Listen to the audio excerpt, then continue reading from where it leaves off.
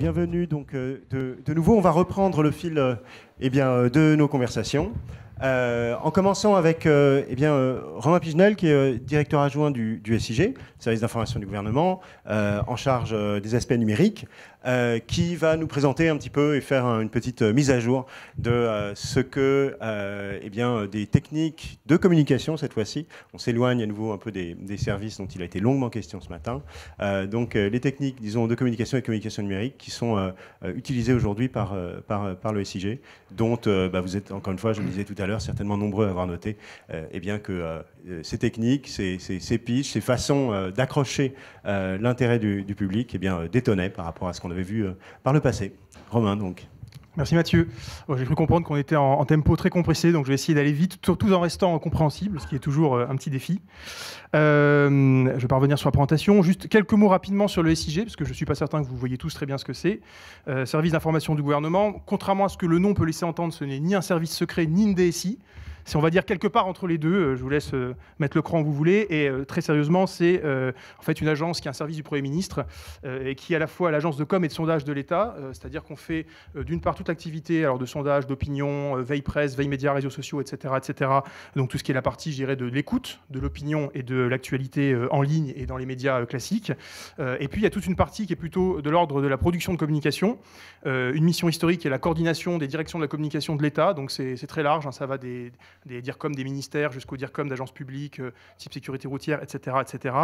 Et puis, évidemment, ce qui nous intéresse plus aujourd'hui, la gestion de la com au nom du gouvernement elle-même, et notamment sur le web de ce qui est la marque gouvernement.fr. Donc, gouvernement.fr, c'est un écosystème qui est un peu particulier, en cela que, du point de vue site, c'est relativement ancien, puisque la première version du site, ou portail, comme on disait à l'époque, dans ce langage un peu old school du gouvernement, date du milieu des années 90. Et pour autant, la présence sociale du gouvernement en tant que marque est beaucoup plus récente, puisqu'elle a été développée, en gros, sous les deux dernières directions du SIG, celle à laquelle je participe et celle juste avant, depuis 2012, avec une présence qui était donc à la fois tardive et qui arrivait vraiment en boule de neige sur les réseaux sociaux, avec une première phase d'arrivée en 2013 sur Twitter, Tumblr, Dailymotion, et puis en 2014, la fin de la mise à niveau avec le déploiement sur la plupart des grandes plateformes, Instagram, SlideShare, Vine, Facebook, etc. etc. Et l'arrivée enfin sur YouTube. Donc vous voyez qu'on s'est quasiment remis à un niveau, je dirais, normal, et avec quelques nouveautés à suivre dans les prochains mois, petite exclusivité que je vous livre là, et notamment, pourquoi pas, débarquer sur une plateforme de messagerie instantanée bien connue des jeunes et des adolescents. Alors, quelle est la problématique, je dirais, qu'on a quand on communique au nom du gouvernement sur Internet ? Déjà, il y a un contexte général qui est que le SIG, comme beaucoup d'agences de l'État, je pense que vous en avez parlé ce matin sur les tables rondes précédentes, subit de plein fouet une série de transformations et de chocs et d'évolutions. Il y a évidemment la transformation digitale, il y a la transformation à la fois donc technologique, usage du niveau des citoyens, de la façon dont ils consomment l'information, mais il y a aussi des restrictions budgétaires qui font que cette vénérable institution, qui a maintenant, je crois, à peu près 40 ans,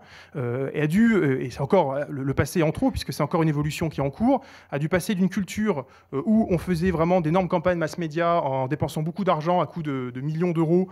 pour aller sur les supports qu'on connaît, télévision, radio, affichage, etc. etc. Et puis, les restrictions budgétaires, la réforme de l'État passant par là, il a fallu revoir ces anciennes méthodes, je dirais, si ce n'est à la baisse, en tout cas revoir la manière de travailler, et c'est pour ça, notamment, pas que pour ça, mais notamment pour ça, que les dernières directions du SIG et celle à laquelle je participe actuellement ont eu pour mandat et lettre de mission de développer vraiment de manière massive la communication du gouvernement sur le web et les réseaux sociaux, et je dirais même de basculer toute une partie de ce qui était fait auparavant de manière classique sur les mass médias sur le web et les réseaux sociaux. Quand on essaye de s'acquitter de cette feuille de route, on rencontre une série d'obstacles. Donc, c'est-à-dire communiquer digitalement pour le gouvernement. D'abord que le gouvernement, c'est une institution, et comme vous le savez, c'est pas vous que je vais l'apprendre, les institutions ont plutôt, je dirais pas mauvaise presse, mais je dirais encore pire, pas de presse, ou un problème d'indifférence sur les réseaux sociaux, c'est-à-dire que ce ne sont pas en général des entités qui génèrent beaucoup d'intérêt ou qui vont susciter justement l'intérêt des internautes. Ça, c'est le premier problème qu'on partage avec beaucoup d'autres types d'entités, notamment même des grands groupes du privé, pourrait-on dire. Il y a un deuxième problème qui est plus particulier, c'est que le gouvernement, c'est une double abstraction. Là encore, vous savez que sur les réseaux sociaux, c'est toujours plus simple, évidemment par nature, de communiquer quand on est une personne.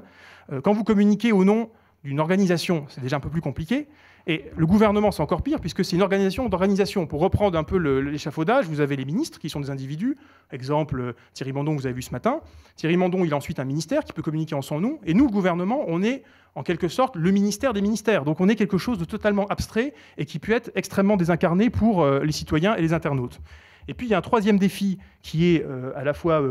plus conjoncturel, je dirais conjoncturel et micro-conjoncturel, qui est le climat politique général, à savoir d'une part, évidemment, la situation sondagière politique du gouvernement, je ne vais pas m'apesantir là-dessus, mais vous voyez de quoi je veux parler, et puis un problématique plus générale qui est,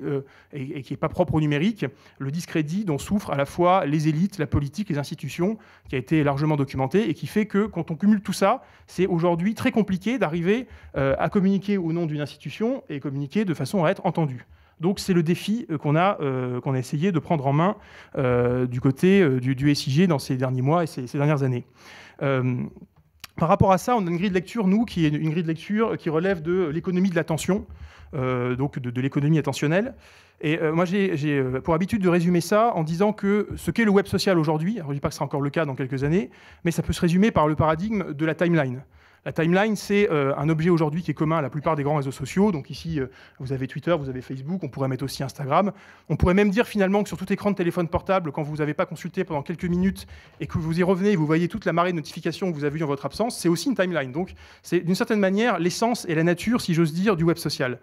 Et le propre de cette timeline, c'est que c'est à la fois un espace et un temps. C'est un temps que vous connaissez tous, qui est un temps frénétique, à savoir le zapping, une succession d'informations qui défilent sur votre écran à toute vitesse. Et puis c'est un espace, et c'est là que ça pose un problème plus particulier pour la communication publique, à savoir que le propre d'une timeline, c'est que c'est une succession de cases unidimensionnelles, toutes pareilles les unes les autres, et dans lesquelles vous allez être noyé dans et mis à côté d'eux des choses qui n'ont rien à voir, évidemment, avec la com publique et institutionnelle. Donc vous allez être, je dirais, coincé entre une pub pour Nutella, une vidéo de Koé, de youtubeurs, une information sur un crash d'avion, etc., etc. Et ce qui peut être troublant, on peut être pour, on peut être contre, mais le fait est que c'est la nature du web et que c'est comme ça, il faut bien s'y adapter, c'est que tout ça est encore une fois dans une succession unidimensionnelle, tout est au même format, et vous n'avez plus ce qui pouvait être la chance ou la prérogative de la communication publique il y a encore 10, 20 ou évidemment 30 ans, à savoir un primat, une information institutionnelle qui descendait par le canal télévisé de l'ORTF avec les allocutions du général de Gaulle, etc., etc. Ça, c'était la situation avant. Elle était évidemment plus confortable pour des communicants publics. Et aujourd'hui, je ne vais pas insister là-dessus et enfoncer les portes ouvertes, la situation s'est complètement inversée. Tout le monde est émetteur, la communication part de partout. Et pour les raisons que j'ai mentionnées auparavant, on ne peut pas dire que la com publique et plus précisément la com gouvernementale soit armée des meilleurs atouts pour arriver à survivre dans ce nouvel écosystème numérique. C'est ce qu'on peut aussi appeler le paradoxe de l'attention en ligne, à savoir que, alors que tous les indicateurs sur le taux de pénétration à la fois d'Internet, de l'équipement mobile, du temps passé sur Internet et sur les réseaux sociaux sont en hausse perpétuelle, et notamment chez les jeunes et les plus jeunes, on a en même temps une sollicitation attentionnelle qui est de plus en plus intense, puisqu'il y a de plus en plus d'institutions, de médias, d'individus qui sont sur les réseaux sociaux, et donc le temps... Alors, pour reprendre une vieille expression, c'est même plus le temps de cerveau disponible, c'est le temps d'attention disponible qui est évidemment de plus en plus sollicité et de plus en plus rare. Donc c'est vraiment une ressource aujourd'hui qui est extrêmement, extrêmement précieuse. Donc comment est-ce qu'on fait pour survivre là-dedans ? Il faut considérer que ce web social, c'est un peu comme une scène de stand-up. Vous savez, ces scènes de comédie ouverte qu'on a notamment dans la tradition de la comédie américaine. Vous avez un moment, vous allez pouvoir monter sur scène, vous avez 5 minutes pour convaincre. Si vous avez fait rire ou si vous avez intéressé, tant mieux, sinon tant pis. Et ça, c'est la timeline, encore une fois. Vous savez que vous allez avoir un petit moment d'attention de la part de l'internaute. Il faut arriver, dans ce moment d'attention, à capter son attention et arriver à passer une information gouvernementale qui, par nature, peut soit le heurter, soit ne pas l'intéresser, soit être compliqué à appréhender, etc., etc. Ça amène vraiment, pour nous, une conclusion et des conséquences opérationnelles qui sont très lourdes, parce que ça veut dire qu'on a, au fond, une concurrence attentionnelle qui est double. On est bien entendu en concurrence, je dirais, amicale ou parfois frontale, avec d'autres institutions, partis politiques, associations, lobbies, etc., etc. Ça, c'est la com, je dirais, c'est rien de très différent, de très nouveau par rapport à de la com institutionnelle classique. Mais ce qu'apporte justement ce nouvel écosystème numérique, c'est qu'on est aussi en concurrence, autant voire plus, avec Universal Studios, BuzzFeed, Nutella, L'Oréal, parce que, et vous avez compris que c'est évidemment des exemples et qu'on pourrait en prendre d'autres et continuer la liste et encore et encore et encore, parce que justement dans la manière de consommer que va avoir l'internaute, que ça soit sur son fil Twitter, que ça soit sur ses notifications, que ça soit sur son fil Instagram, il va justement être noyé par des contenus envoyés par tout ce monde-là, et vous avez quand même de grandes chances, si vous êtes dans une approche de com public classique, que vos contenus soient systématiquement moins attrayants, moins impactants, moins, je dirais, simplement,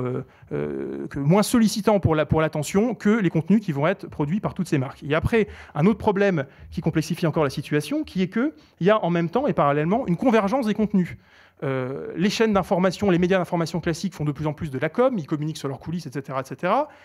Les annonceurs publicitaires font aussi de l'information avec toute la mode du contenu de marque, etc. Quand vous avez, par exemple, aujourd'hui, une marque comme Schweppes qui développe la Villa Schweppes, vous connaissez ça aussi par cœur, et qui peut ressembler à un site d'information. Donc, on se retrouve dans une situation où finalement tout le monde fait tout. Les médias font de la com, les boîtes de com font de l'information médiatique, et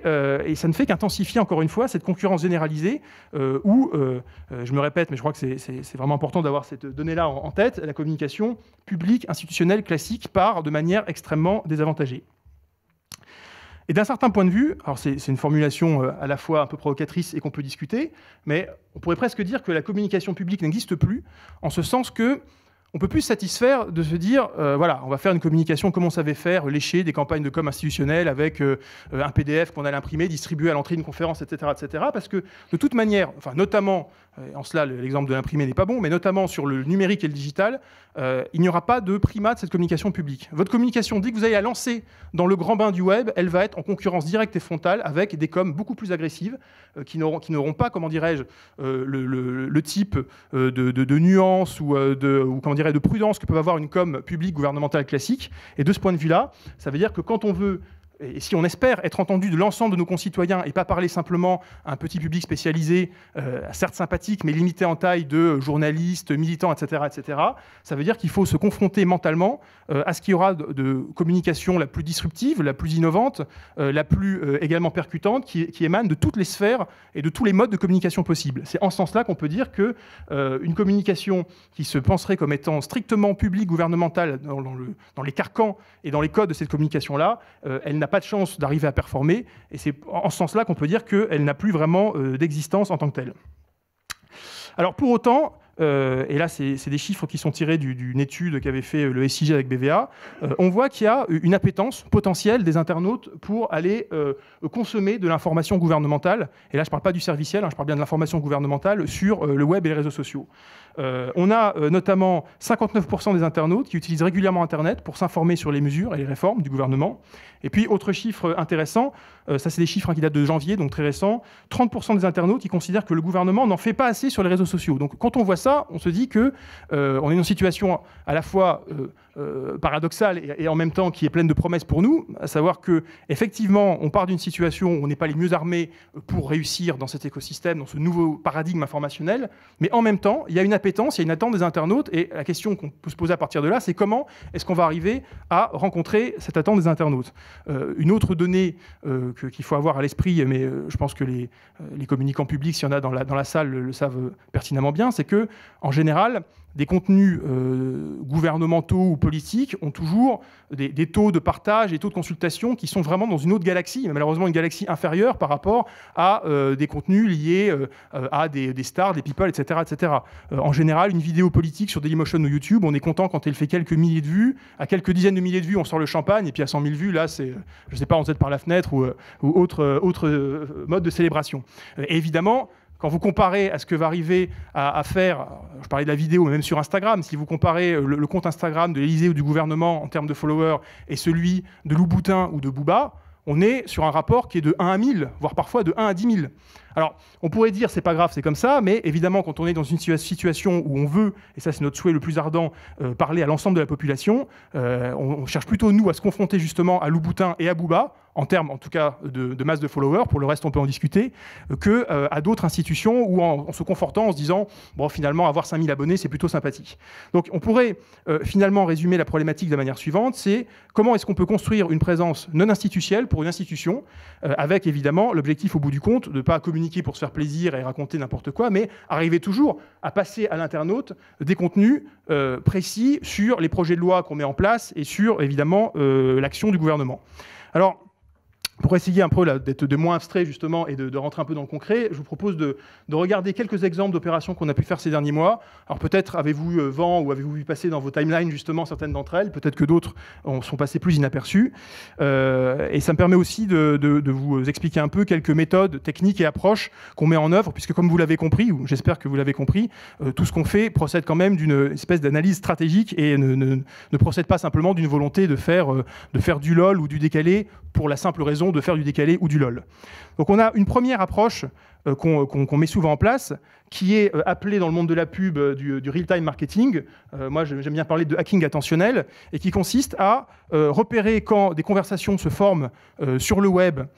sur des sujets extrêmement populaires, ou en tout cas qui concernent certaines masses d'internautes. Et à chaque fois, la technique est la même, c'est essayer de voir, quand on peut le faire évidemment, et dans les limites du bon goût et de la décence, comment est-ce qu'on peut arriver à s'insérer là-dedans, à un moment, encore une fois, où les conversations en ligne sont très nombreuses sur un sujet, pour passer de l'information gouvernementale. Alors, un exemple récent qu'on avait fait, c'était avec la série House of Cards. Alors, pour le coup, c'est une des opérations les plus niches qu'on a faites et les moins totalement grand public, mais elle avait trouvé évidemment quand même son public.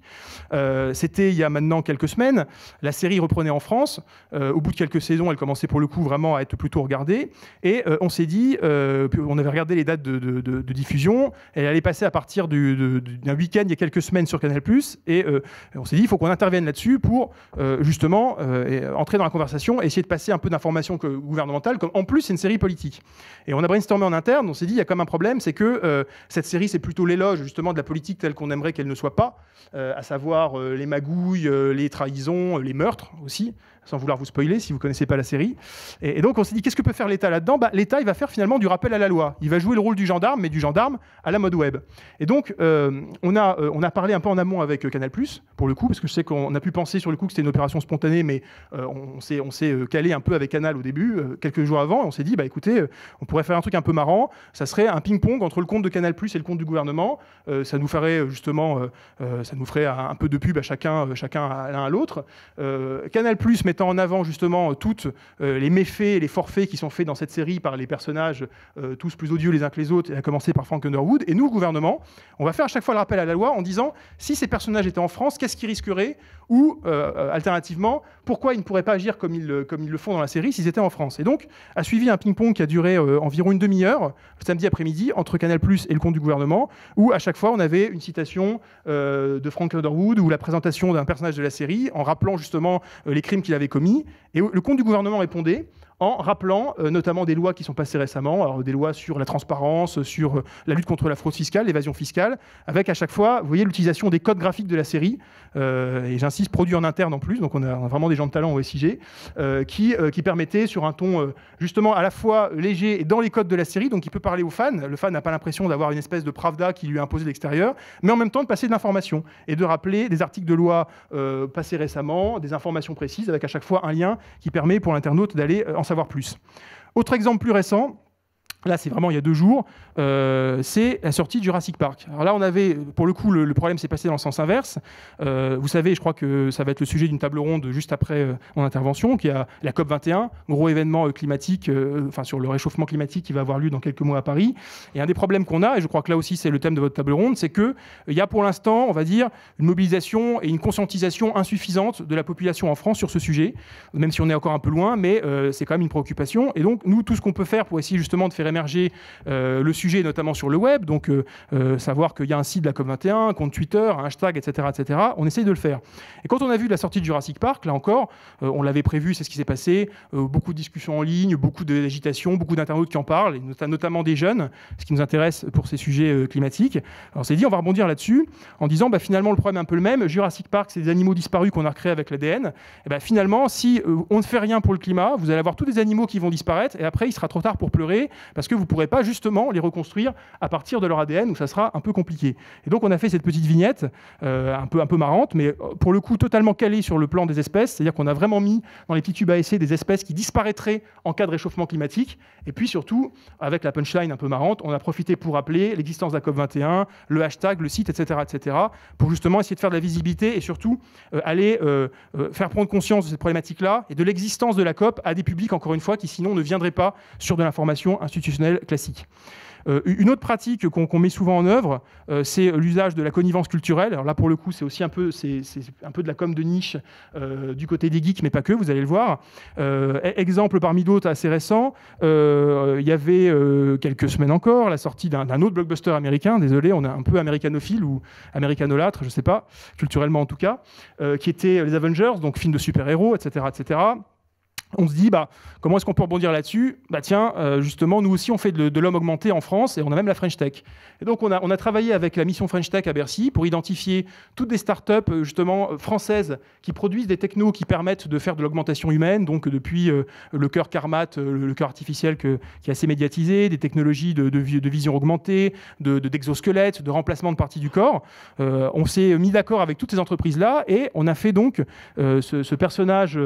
super-héros, on va dire à la sauce française, mélange d'Iron Man de Captain America, qui est entièrement frappé du sceau du coq de la French Tech sur son torse et qui est entièrement constitué de techno française. Et donc, ça nous permet, encore une fois, avec des codes geeks que tout le monde peut s'approprier, de faire de la pub pour toutes des boîtes dont par ailleurs le gouvernement porte la parole à l'étranger dans le cadre de sa diplomatie économique. Et donc, vous aviez une vingtaine de startups de la French Tech avec à chaque fois, encore une fois, des renvois vers leur site, etc., vraiment pour les porter, qui étaient mis en avant de cette manière-là. Et l'intérêt aussi de ce genre d'approche, je ne l'ai pas précisé auparavant, c'est que ça génère beaucoup de reprises presse, et donc ça ramène encore une fois beaucoup d'attention, de visiteurs sur le site du gouvernement, et de gens qui sinon probablement ne viendraient jamais nous voir et voir ce type de contenu.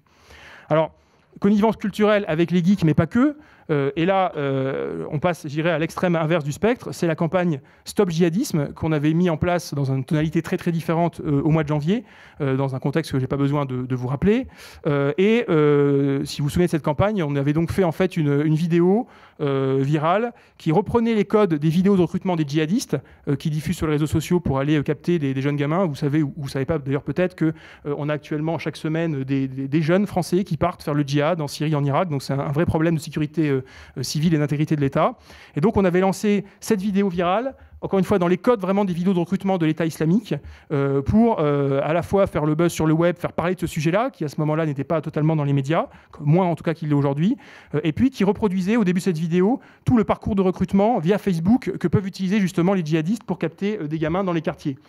Et cette vidéo avait un double but, à la fois justement pouvoir attirer l'attention de jeunes qui seraient susceptibles sinon d'aller voir ces vidéos, je dirais le modèle original de ces vidéos-là, et aussi de faire parler les parents, de faire prendre conscience des parents qui avaient des problèmes et qui pouvaient éventuellement s'agir de leurs propres enfants. Et là encore, c'était une assez belle réussite puisqu'on a fait, je crois, un peu plus de 2 millions de vues, énormément de reprises médias, et ça a permis pendant plusieurs jours de faire vraiment que tous les médias, les JT de 20h, TF1, France 2, etc., parlent du djihadisme et parlent de cette menace-là et avertissent les parents qu'il y avait des dispositifs qui étaient mis en place par l'État, et notamment le ministère de l'Intérieur, pour essayer de récupérer les jeunes qui étaient à deux doigts de partir refaire le djihad.